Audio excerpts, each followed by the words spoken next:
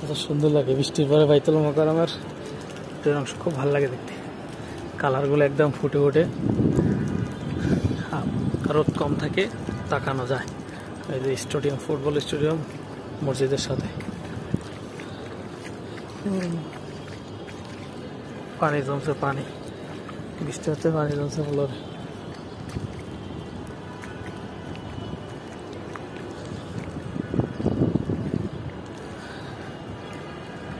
বাইতুল মোকাররম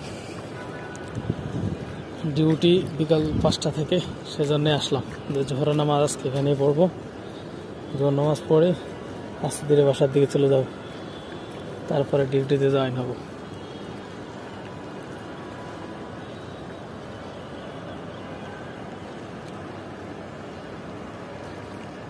ওই ওখানে হলো মাইক লাগানো মিনার।